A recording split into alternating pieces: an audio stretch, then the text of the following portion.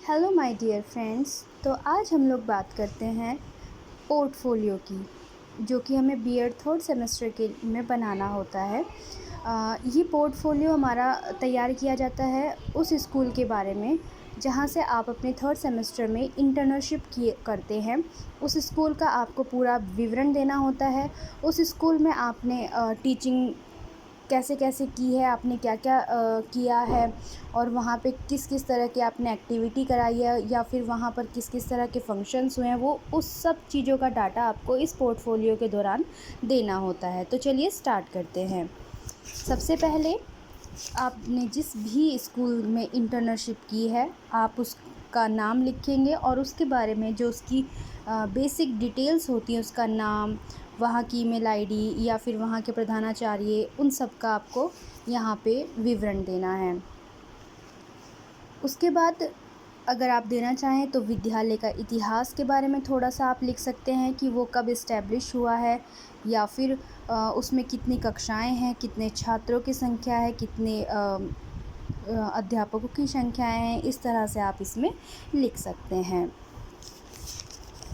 उसके बाद आप सबसे पहले क्या होता है विद्यालय में, सबसे पहले तो असेंबली ही होती है ना। सुबह की प्रेयर होती है, तो वहीं से हम स्टार्ट करेंगे कि कौन कौन सी प्रेयर होती है, कितने तरह की प्रेयर होती है। प्रेयर के बाद में क्या होता है, जैसे कि देखो वहाँ पर छोटे स्कूल, मतलब जो प्राइमरी स्कूल होते हैं या फिर 12th तक के स्कूल होते हैं, उनमें सभी में ही समूह गान भी कराया जाता है। और उसके बाद में फिर छात्र प्रतिज्ञा लेते हैं, वो भी आपने लिखा है। मतलब आपका जो भी स्कूल का शेड्यूल होगा वो आपको पोर्टफोलियो में बताना होता है। इस तरह से आप डेकोरेशन भी कर सकते हैं अपनी।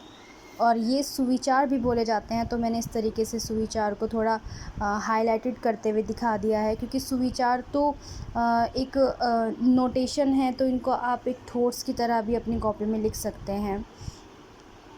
फिर आपने पीटी के बारे में बताया, क्योंकि कुछ स्पेसिफ़िक दिन में पीटी भी कराई जाती है स्कूलों में, तो हमने उसके विषय में लिख दिया है।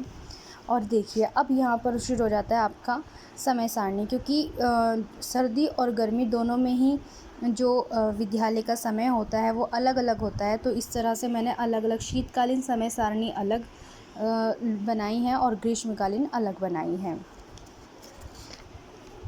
उसके बाद में आपने यहाँ पे जितने भी विद्यालय के प्रधानाचार्य, और इसमें सिर्फ प्रधाना अध्यापक के बारे में ही बात की गई है, इधर पूरा स्टाफ आ गया है जो कि हमारी वहाँ में विद्यालय में जो भी हमारी टीचर हैं और वो जो से भी विषय पढ़ाते हैं उसके बारे में लिख दिया गया है। उसके बाद में ये देखिए, इस तरह से मैंने अपना यहाँ पर ये टाइम टेबल बनाया है कि जो विद्यालय का वहाँ पर टाइम टेबल रहा है, ये वो है कि विद्यालय का टाइम टेबल भी आप इसमें लिखेंगे, कि मतलब आपको विद्यालय से जुड़ी हुई जितनी भी हो सकती है आपको हर चीज़ की डिटेल यहाँ पर देनी है। ये देखिए, अब हमने बात करी है रसोई घर की, कि क्योंकि मिड डे मील होता है, तो हमने मिड डे मील के बारे में भी बताया है कि जो मिड डे मील है वो किस दिन मतलब एक तरीके से उसकी भी सूची बनाई है कि किस दिन कौन सा भोजन दिया जाता है। ये देखिए वहाँ की लैब के बारे में, ये भौतिकी की जो लैब है वो है यहाँ पर, तो उसको दिखा दिया है, उसके बारे में लिख दिया गया है कि हमारा इसमें क्या योगदान रहा है वो बताते हुए।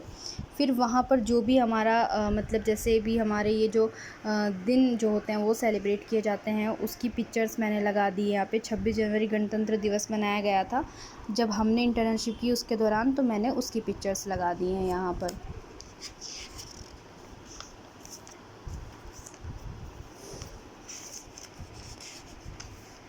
ये देखिए, अब ये हमारा जो हम जितनी भी छात्राएं थी जिस विद्यालय से हमने किया, हमने उसका एक ग्रुप फ़ोटो लगा दिया है।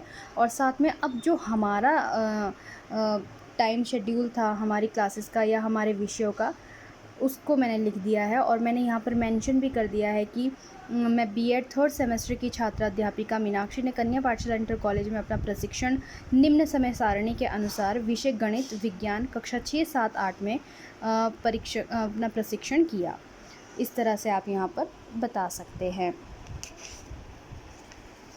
और अब हमारी शुरू हो जाती है यहाँ पर कि हमने कक्षाओं में किस किस तरह से अपना बच्चों को क्या क्या काम कराया है, ये उसके विषय में। कि सबसे पहले ये हमारा फर्स्ट वीक स्टार्ट हो जाता है यहाँ से डे 1 कि सबसे पहले तो हम अपनी क्लास में जाके इंट्रोडक्शन ही करते हैं। तो ये मैंने पहला दिन अपना इंट्रोडक्शन का रखा है यहाँ पर।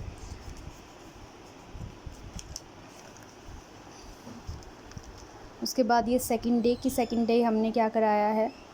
फिर उसके बाद में ये 5th डे। इस तरह से करते करते आपने जितने भी दिन पढ़ाया है, आप उतने दिन की इस तरह से अपनी वीकली या फिर आप अपनी वीकली भी बना सकते हैं या फिर डे वाइज भी आप लिख सकते हैं। देखिए इस तरह से आप यहाँ पर अपना पोर्टफोलियो जो है तैयार कर सकते हैं कि मैंने किस दिन क्या क्या टॉपिक बच्चों को पढ़ाया है या क्या मैंने मेथड यूज़ किया है। इस तरह से आप यहाँ पे लिख सकते हैं। फिर बीच में जो भी विंटर वैकेशन पड़ी आपने उसको मतलब यहाँ पे बता दिया है कि हमारी विंटर वैकेशंस हुई हैं। फिर उसके बाद में इसी तरह से आप अपना बता सकते हैं, हर दिन का आप अपना शेड्यूल बता सकते हैं।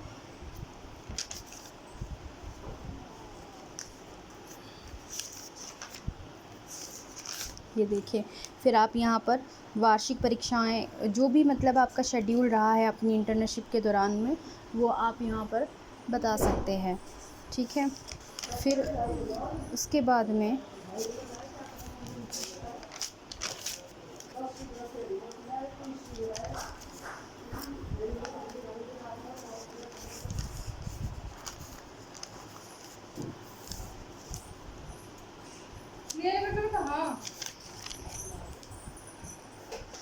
इस दौरान जो हमारा बोर्ड एग्ज़ाम हुआ था हमने उसे मेंशन कर दिया है। 10वीं और 12वीं की कक्षा में जो हमारे एग्ज़ाम हुए थे।